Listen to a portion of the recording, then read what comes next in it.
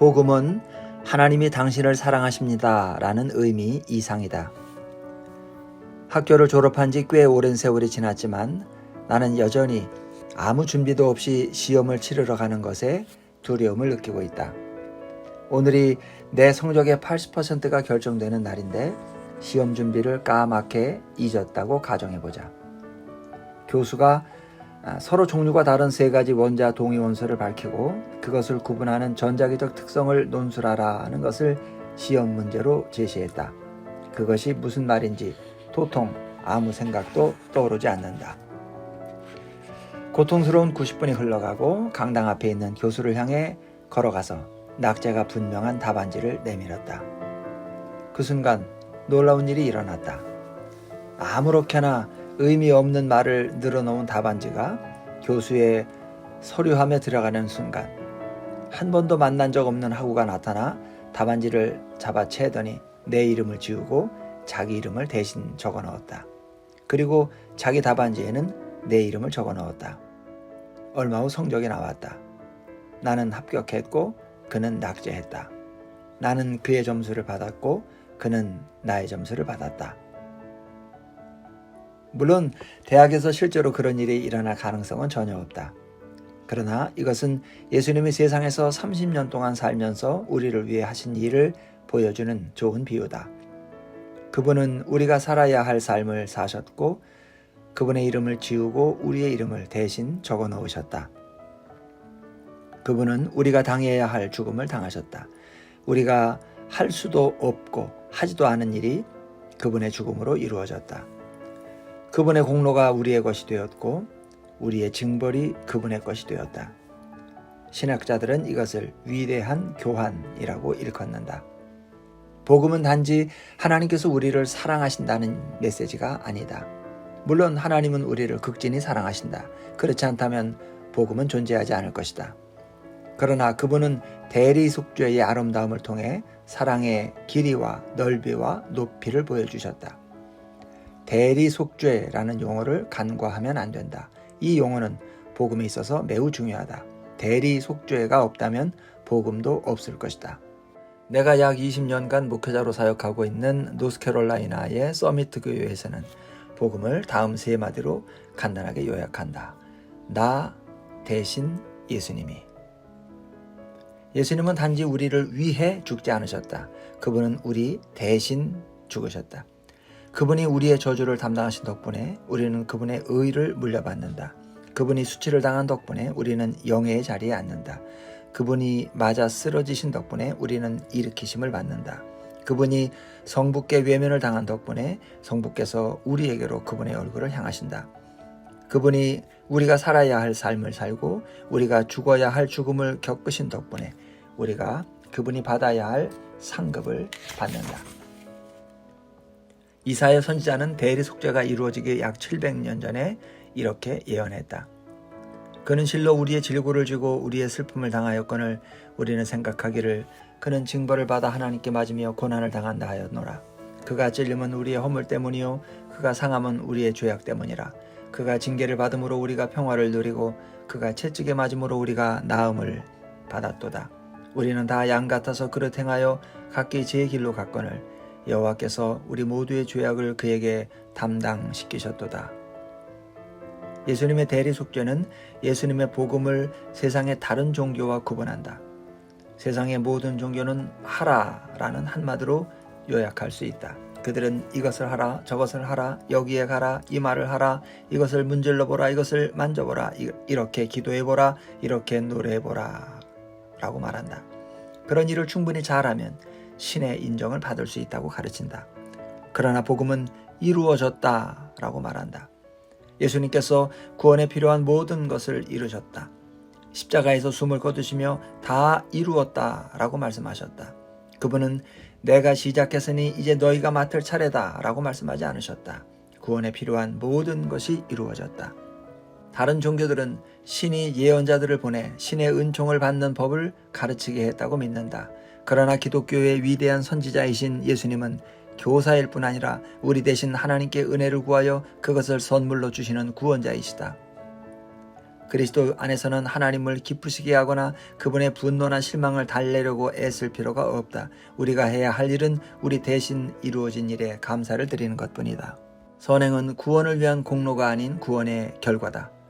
팀 켈러는 다른 종교들은 복종했으니 저를 받아주십시오 라고 가르치지만 복음은 저를 받아주셨으니 복종합니다 라고 가르친다라고 말했다.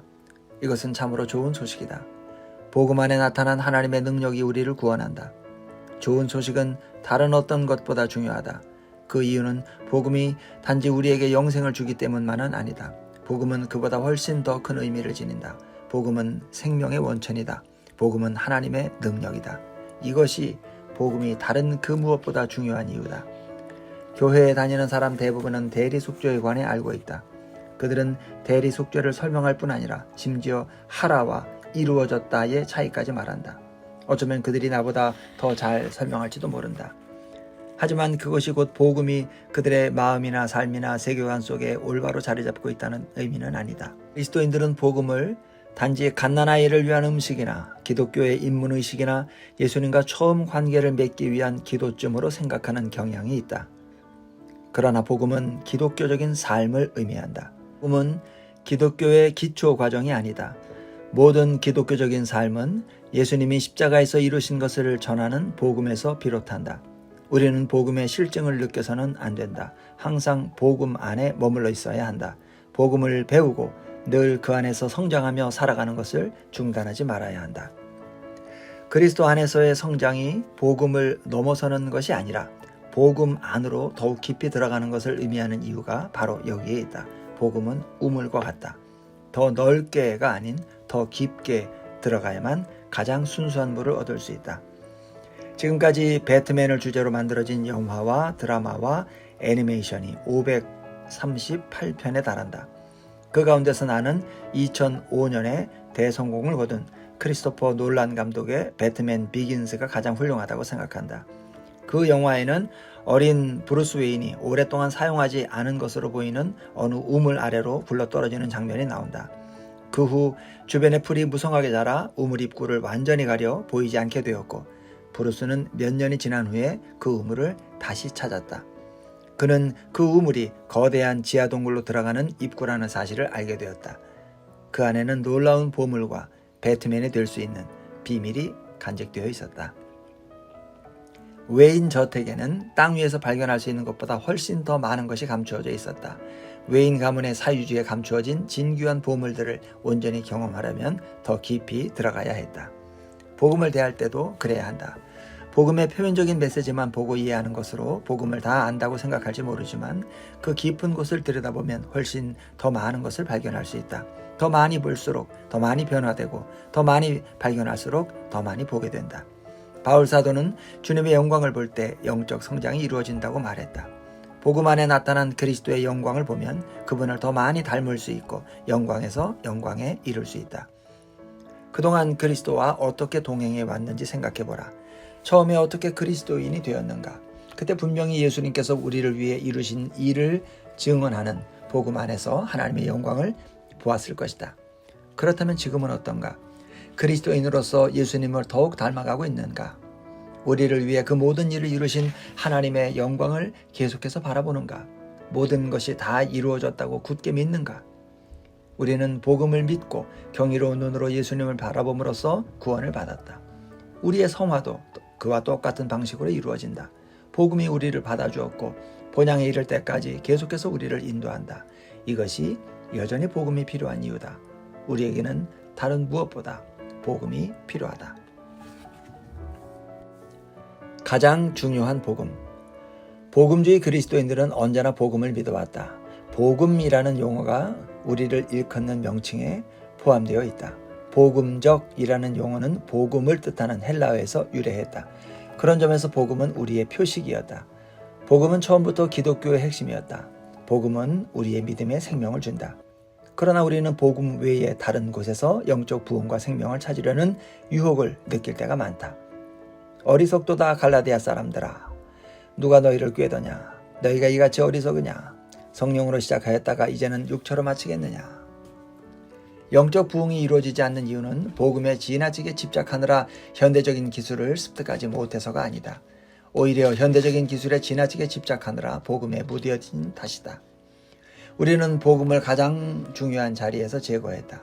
복음은 더 이상 최고도 아니고 우리의 첫 번째 우선순위도 아니다. 우리의 사역이 진전을 보려면 예수 그리스도 안에 나타난 하나님의 은혜의 복음으로 되돌아가야 한다.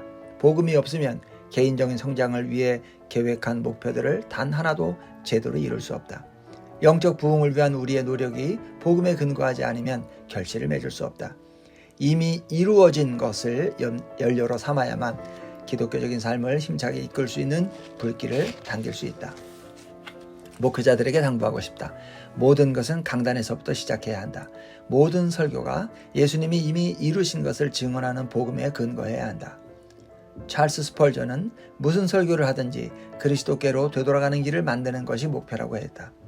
나는 그 말을 항상 복음 초청으로 설교를 마쳐야 한다는 의미로 이해했다. 그러나 스펄전의 말은 그 이상의 의미를 지녔다. 그의 말은 성경이 명령하는 일을 하는 데 필요한 생명의 물은 오직 그리스도께서 이루신 사역에서 흘러나온다는 의미였다. 이것을 믿지 않으면 우리는 능력 없는 종교를 전할 수밖에 없고 아무리 창의적이고 혁신적이고 기발한 방식으로 영적 부흥을 외치더라도 모세의 손에 들린 생명 없는 돌판과 같을 뿐이다. 성경 안에서 발견한 모든 이야기, 모든 명령, 모든 원리가 그리스도께서 이루신 사역을 가리켜야 한다. 그렇게 하지 않으면 생명의 책에서 생명을 제거하는 결과가 발생한다. 예수님은 모든 성경이 자신을 가리킨다고 하셨다. 따라서 우리도 마땅히 그렇게 해야 한다. 성경의 핵심이 그리스도의 이름을 높이는 것이라면 설교의 핵심도 그래야 한다. 마틴 로이드 존스의 말을 다르게 표현하면 강연의 목적은 사람들에게 정보를 제공하는 것이고 동기를 부여하는 연설은 사람들에게 행동 단계를 제시하는 것이며 설교의 목적은 하나님을 예배하게 하는 것이다. 복음 설교는 항상 그리스도를 높이는 예배를 목표로 삼아야 한다 라고 말했다. 우리 주위에 있는 사람들이 우리에 관해 말하고 우리를 생각할 때마다 복음에 관해 말하고 복음을 생각할 수 있어야 한다. 그것이 모든 교회의 사역과 노력의 궁극적인 토대요 목적이 되어야 한다.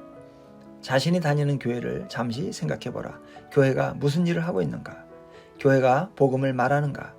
아니면 목회자의 통찰력, 멋진 예배음악 연주단, 새신자 환영 시스템, 웅장한 파이프 오르간, 빈민구제, 죄를 거부하는 용기 있는 외침 등을 말하는가?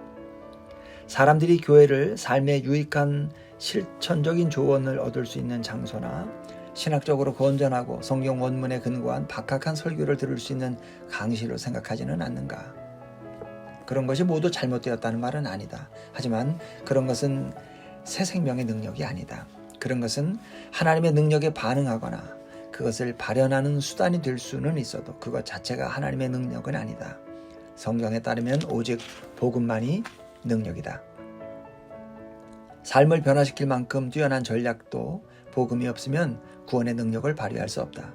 복음이 없는 빈민구제는 사람들을 잠시 편안하게 해줄 수 있을 뿐 그들이 영원히 멸망하는 것을 막을 수는 없다. 정치를 통해 세상을 아무리 새롭게 바꾼다 해도 복음이 없으면 개혁하려고 힘써 노력했던 문제 못지않게 심각한 문제가 또다시 발생할 뿐이다. 복음이 없는 자기개발 전략은 성공하면 교만을 부추기고 실패하면 절망감을 심어줄 뿐이다. 건강한 결혼 생활을 위한 10가지 단계만으로는 그리스도께서 우리에게 다가오기 위해 거치신 수많은 단계를 이해하고 배우고 묵상하는 것만큼 우리의 결혼 생활을 효과적으로 변화시킬 수 없다. 이 모든 것이 교회와 우리에게 주는 의미는 무엇일까? 이것은 단지 그릇된 것을 가르치는 것뿐 아니라 참된 것, 좋은 것, 심지어 탁월한 것을 제공하는 것으로도 얼마든지 사람을 그릇된 길로 인도할 수 있다는 뜻이다. 그렇다면 우리는 어떨까? 우리는 무엇에 관심을 기울이는가? 우리에게 가장 중요한 것은 무엇인가? 혹 강조하지 말아야 할 것을 강조함으로써 다른 사람들을 그릇된 길로 이끌고 있지는 않은가? 마귀는 부차적인 문제로 우리의 관심을 흐트러 놓거나 분산시키기 좋아한다. 복음은 너무 위대하고 우리의 사명은 너무 긴급하기 때문에 그 어떤 부차적인 문제에도 방해를 받으면 안 된다. 우리의 삶과 교회 안에서 하는 일은 모두 복음의 사명을 얼마나 더 원활하게 하고 힘있게 만드는가라는 기준을 적용해서 판단해야 한다. 복음으로 돌아가자. 오늘날 많은 사람이 기독교가 죽어간다고 믿는다. 그러나 조금도 위축될 필요가 없다. 신앙의 죽음이 임박했다는 것은 결코 새로운 외침이 아니다. 의심이나 방심이나 절망 때문에 복음의 소망과 하나님께서 여전히 역사하고 계신다는 신념을 포기하면 안 된다. 왜냐하면 하나님은 지금도 역사하고 계시기 때문이다. 복음에서 우리의 삶과 믿음을 분리하는 것은 우리를 하나님과 분리시키는 결과를 낳는다. 그것은 곧 확실한 죽음을 의미한다. 용기를 내자. 기독교 신앙이 처음 태동하는 순간부터 세상은 예수님의 제자들이 오래가지 못할 것이라고 생각했다. 볼테르는 자기가 죽은 뒤 100년 안에 기독교가 모두 사라질 것이라고 예고했다. 그는 1880년대에 고고학적인 호기심을 가진 탐구자의 구경거리가 될 성경을 제외하고는 단 한 권의 성경도 세상에 남지 않게 될 것이라고 말했다. 비교적 최근이라 할 수 있는 1966년 4월 8일 타임지 표지에는 신은 죽었는가? 라는 물음이 제기되었다. 그것은 그렇다라는 것을 전제로 한 질문이었다.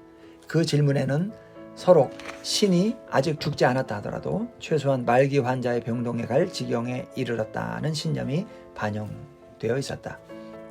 그러나 볼테르가 죽은 지 250년이 지났고 타임지의 표지기사가 발표된 지도 50년이 흘렀지만 하나님은 죽지 않으셨고 교회는 여전히 성장하고 있으며 성령께서도 변함없이 역사하고 계신다. 오히려 죽은 것은 볼테르다. 타임지는 여전히 씩씩대는 것처럼 보이지만 그동안 투자자들이 여러 번 폐간을 고려했었다. 바울은 2000년 전에 골로새 교회에 편지를 보내 그들이 들은 복음이 온 세상으로 확장되어 가는 곳마다 삶을 변화시키고 있다는 고무적인 소식을 전했다. 이것은 지금도 여전한 사실이다. 내 친구는 자네가 죽지 않았다면 하나님도 죽지 않으셨네 라고 말했다. 우리는 죽지 않았다. 하나님도 우리와 함께 죽지 않으셨다. 지난해에는 그 어느 해보다 그리스도인이 된 사람이 많았다. 이슬람교가 생겨난 이후에 13세기보다 지난 15년 동안 기독교로 개종한 무슬림이 더 많았다. 남반구에서는 21세기에 들어 복음주의 기독교가 괄목할 만한 성장세를 보였다. 남아메리카, 아프리카, 아시아에서 수천 명의 사람들이 구원을 받고 있다. 심지어 복음주의 신자들의 숫자가 줄어들고 있는 서구 사회에서도 문화적 기독교는 죽었을지 몰라도 참된 기독교가 여전히 살아있는 현실이 목격된다. 서구 사회에서 가장 힘든 곳이나 가장 어두운 구석까지도 교회가 왕성하게 성장하고 있다. 우리는 또 다른 구원자가 필요하지 않다. 우리는 또 다른 중심점이 필요하지 않다. 우리는 또 다른 능력이 필요하지 않다. 사람들을 구원할 수 있는 이름은 하늘 아래 오직 하나뿐이다. 하나님의 능력의 원천도 오직 하나뿐이다. 그 이름은 예수다. 예수님께서 완성하신 사역을 믿는 믿음이 세상을 이긴다. 우리도 바울처럼 오직 그리스도와 그분이 십자가에 못 박히신 것 외에는 아무것도 알지 않기로 결심하고 복음이 삶의 모든 영역에서 가장 중요한 위치를 차지하게 해야 한다. 복음은 항상 가장 중요한 것으로 남아야 한다. 그러면 이제부터 어떻게 그럴 수 있는지를 좀 더 자세히 살펴보자.